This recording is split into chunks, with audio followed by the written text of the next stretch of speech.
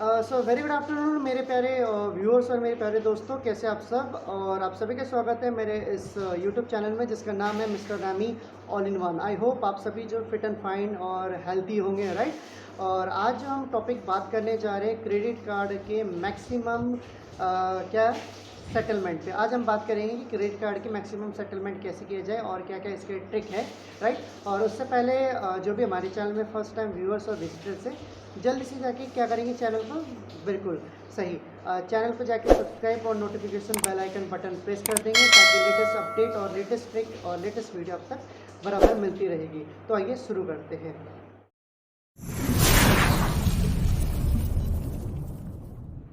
So guys, आप सभी को पता है कि जो इंडिया की पॉपुलेशन है, राइट, मैक्सिमम लोग जो आजकल क्रेडिट कार्ड यूज़ करना पसंद करते हैं, राइट, ताकि वो ज़रूरतमंद टाइम पे जो उसे यूज़ कर सके। बट ये है कि क्रेडिट कार्ड लेने से बेस्ट जो है ना लेना ही बेटर है। वो जिसने क्रेडिट कार्ड यूज़ करके सेटलमेंट करके सिलेंडर क्रेडिट कार्ड कर चुके वो इन बात को भली बातें जानते हैं। लेकिन जो लोग अभी यूज़ कर रहे हैं और जो लोग इस बातों में इन प्रॉब्लम में फंसे हुए हैं, आज हम उन्हीं के लिए बात करेंगे कि आप जो है क्रेडिट कार्ड में मैक्सिमम सेटलमेंट कैसे करा सकते हैं। सेटलमेंट कराते टाइम किन किन बातों का आपको ज़्यादा ध्यान रखने की ज़रूरत है। ओके, तो गाइस, जो आपने किसी भी बैंक से अगर आपने लोन ले रखा हो, चाहे आपने क्रेडिट कार्ड ले रखा हो, क्रेडिट कार्ड में आपने जो है क्या बोलते हैं लोन लेके ईएमआई करा रखा हो या फिर क्रेडिट कार्ड से शॉपिंग करा के आपने ईएमआई करवा रखा हो, अगर आप लोन का ईएमआई भर नहीं पाते और क्रेडिट कार्ड के बिल्स पे नहीं कर पाते, आप डिफ़ॉल्टर लिस्ट में आ जाते हैं या फिर आप गोलीबाज हो जाते हैं। इसका मतलब ये नहीं कि आप कोई क्राइम कर रहे हैं, क्योंकि यहाँ पे कहीं भी एज़ पर लॉ में कहीं पे नहीं लिखा कि अगर आप ईएमआई पे नहीं कर पा रहे हैं किसी भी कारणवश, राइट, और अगर आप ईएमआई की जो आपका जो क्या बोलते हैं उससे ईएमआई डेट जो जा चुकी है, तो आप उससे कोई क्राइम लिस्ट में नहीं आते, ना ही आपके ऊपर इसमें कोई लीगली केस होता है, राइट। इसमें ओनली आपका जो एक ही चीज़ जाता है वो सिविल के थ्रू आपके जो है बाय प्रोसेस होता है। ओके, बाय सिविल अगर आपके बाय सिविल आपके पास ऊपर जो केस किया जाए तभी जाके आपको जो कोर्ट के दर्शन करने होते हैं। तो ऐसा नहीं कि कोर्ट के दर्शन जो आपको सीधा हाई कोर्ट पे जाके आपको कानूनी कार्रवाई, आपको जेल हो जाए या फिर आपको पूरे पैसे पे करने हैं, नहीं।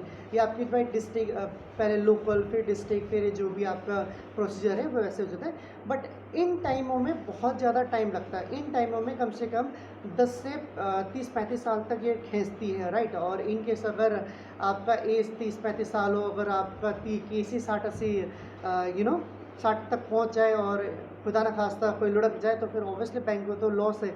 तो यहाँ पे बैंक क्या करती है कि आपको जो हैरेस करने की कोशिश करती है, राइट। हैरेस करने की कोशिश करती है, पहले पोलाइट, फिर थोड़ा हैरेस, फिर बदतमीज़ी, फिर गाली गलौज पे, है ना, राइट, फिर विजिट करना, एजेंट विजिट करना। तो इन चीज़ों में जो है आपको ये सब चीज़ें करना स्टार्ट कर देते हैं। बट इस चीज़ों में ये है कि आपको थोड़ा सा इग्नोर करना, आपको पेशेंस करना, ऑब्वियसली, क्योंकि आपको पता है कि मेरे पास अभी नौकरी नहीं है, मेरे पास पैसे नहीं है। अगर मेरे जो है क्रेडिट कार्ड का लिमिट 60,000 है और बिल जो बन चुका है वो 70 से 80,000 तक बन चुका है। मिनिमम एक और क्या कहते हैं अमाउंट अगर वो पे करने के लिए बोलते हैं, तो मिनिमम अमाउंट पे करते करते ही आप जो है क्रेडिट कार्ड के 100% में से आप जो 60% आप एडिशनल उन्हें सिर्फ इंटरेस्ट ही पे कर चुके, पेमेंट आप पे है नहीं अभी तक, राइट। अगर ऊपर से late fees charge, overdue charge, वो जोड़ के आपसे जो है 150 से लेकर 200% तक का वो डबल अमाउंट कर लेते हैं, क्योंकि ये भी एक तरफ से इन्वेस्टमेंट बैंक की तरफ से होता है जो आपसे प्रॉफिट कराते हैं। आप तो लॉस में हो लेकिन बैंक वाले इसमें प्रॉफिट में। इसका रेजोल्यूशन वही है कि अगर आप जो सबसे पहले आप जो है कभी भी अपनी तरफ से सेटलमेंट की ऑप्शंस उन्हें नहीं देंगे। सेटलमेंट अगर आप बोलने का मतलब ये है, या तो आपके पास ज़्यादा पैसा होते हैं तो वो आपके सेटलमेंट ऑप्शन बहुत कम करते हैं। जहाँ पे आप सोचते हैं कि आप 25 से 35 या फिर 50% या फिर चलिए आप 10% भी अगर आप सोच रहे सेटलमेंट करवा लेंगे, वो आपको 5% से 40 करोड़ एक कम नहीं करेंगे, राइट। आपको देना है उनके अकॉर्डिंग सेटलमेंट का ऑफर। वो आपको ऑफ़र करेंगे, राइट। उन्हें आपको बोलना कि कहते सर हम आपको इतने परसेंट का ऑफ़र दे रहे हैं, सेटलमेंट अगर आप करवाना चाहते हैं तो आप इसमें कर सकते हैं। तो आपको उस चीज़ में बोलना है कि सर मैं इस चीज़ में मेरे पास इतने अमाउंट नहीं है, मैं और सेटलमेंट करवाना चाहता हूँ। देखिए सिविल पे इम्पैक्ट करने का वो दूसरा तरीका है, उसमें हम बहुत बाद में करेंगे, क्योंकि सिविल को भी मेंटेन करेंगे। बहुत सारे ट्रिक होते हैं जहाँ पे आप अपने सिविल को मेंटेन कर सकते हैं, बढ़ा सकते हैं, राइट। इसके लिए अभी बहुत सारी वीडियो बनना बाकी है।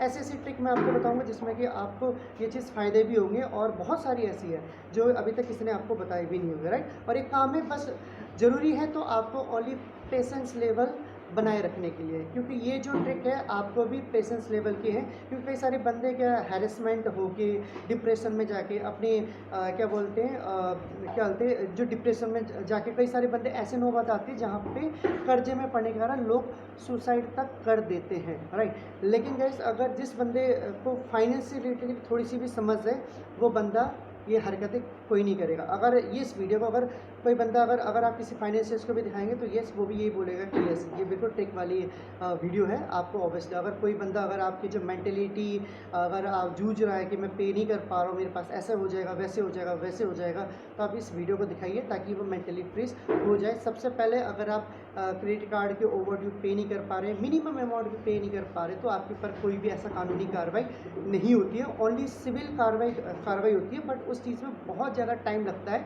बट इस केस में बैंक कभी नहीं जाती है। इस केस में बैंक तभी जाते हैं जब लाखों जैसे 1 लाख, 2 लाख, 3 लाख होता है, जब बहुत ज़्यादा बढ़ जाता है उस केस में जाने की केसेस होते हैं। ये जो लाख से नीचे होता है इस केसेस में ओनली हैरेसमेंट और आपको सेटलमेंट ज़्यादा से ज़्यादा आपको करते हैं, जहाँ पे आपको जो है सेटलमेंट आपको जो है 1 या 2 साल के बाद ऑटोमेटिकली ये जो प्रोवाइड करना स्टार्ट करते हैं। एक टाइम ऐसा टाइम आएगा कि आपको ओनली 25 से 30% अमाउंट पे करके आपको जो सेटलमेंट हो जाएगा।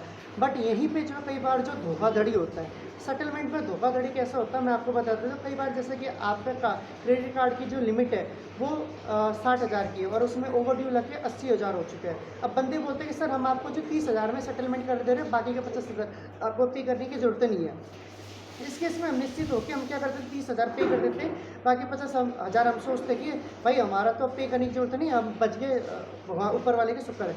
यहीं पे आपकी गलती हो जाती है। 1 से 1.5 महीने बाद दोबारा आपके पास कॉल आना स्टार्ट हो जाता है कि सर आपका जो 30,000 आपने तो पे कर दिया लेकिन बाकी का अमाउंट पे नहीं किया, आप कीजिए वो कीजिए। जब आप बोलते कि मेरी तरफ आपकी तरफ से मेरे पास कॉल आया कि 30,000 पे करके बाकी सेटलमेंट हो जाएगा और क्या बोलते हैं अभी तक हुआ क्यों नहीं, अब मैं क्यों पे करूँ, आपकी तरफ से कम्युनिकेशन हुआ है, मेरे पास रिकॉर्डिंग कॉल है, तो उसका कोई वैल्यू नहीं है गाइस। अगर आप केस भी करेंगे तो उसमें आपकी गलती मानी जाएगी, तो उसमें कोई डिफ़ॉल्ट नहीं है। उसमें आपको सबसे बेस्ट सॉल्यूशन है भाई ठीक है मैं करके दे रहा हूँ, तुम मेरे को जो है एक मेल लिख के दे रहे as per discuss with the customer loan amount और credit card total settlement is closing by 30,000, मतलब 80,000 में 30,000 पे करके बाकी 50,000 जो सेटलमेंट हो रहा है, ठीक है सेटलमेंट हो रहा है, ये आपको रिटर्न में मिल जाए। अगर इन केस 3-4 महीने बाद अगर आपको हैरेसमेंट कॉल भी आता है तो आप डायरेक्ट कस्टमर केयर पे कॉल करके आप ये मेल जो उन्होंने आपको भेजा है आप उसे सेव करके रखिए या फिर प्रिंट लेके रखिए। आप उसे ये भेजने पर आपका जो अभी तक सेटलमेंट नहीं हुआ वो भी आप करवा सकते हैं, ठीक है। सिविल की बाद में बात करेंगे, अभी सिर्फ हम सेटलमेंट को लेके बात कर सकते हैं, ठीक है। इसके अलावा साथ ही साथ जो है कई बार बंदे बोलते हैं कि सर आप पेमेंट कर दीजिए हम आपको मेल कर देंगे, हम आपको मेल नहीं भेज सकते सर, बट आप कर दीजिए हम आपके पूरा वेवर करा देंगे। यहाँ पर वो क्या करते हैं कि आप 30,000 तो पे कर देंगे, लेकिन जो आपका पेंडिंग 50,000 होता है उसमें वो क्या करते हैं सिर्फ 3 से 5,000 तक वो सेटलमेंट रिक्वेस्ट डालते हैं। वो खुद ही सेटलमेंट, क्योंकि उनके पास इतने ऑथराइज नहीं होते कि वो पूरा 50,000 ही सेटलमेंट करें, क्योंकि वो बोलते कुछ और है करते कुछ और। क्योंकि कलेक्शन और रिकवरी का काम ही होता है कि गाली गलौज करना, झूठा क्या बोलते हैं एक ऑफर करके आपको अपना जो टारगेट अचीव करना, बाकी जो आप फिर 50,000 के लिए फंसते रहेंगे, हैरेसमेंट होते रहेंगे, राइट। तो इन सब से बचने के लिए आप ये ट्रिक जरूर अपनाएं। आपको सबसे पहले अगर जो बंदा ये वीडियो को देख रहा है आपको क्या करना है पेशेंस रखना है, क्योंकि ये 2 साल में मैं भी थोड़ा सा जो डिप्रेस होकर मैं पेशेंस रख के मैं थोड़ा सा भी धीरे धीरे उभर रहा हूँ, इसलिए मैं अपनी एक्सपीरियंस आप लोगों के साथ शेयर कर रहा हूँ।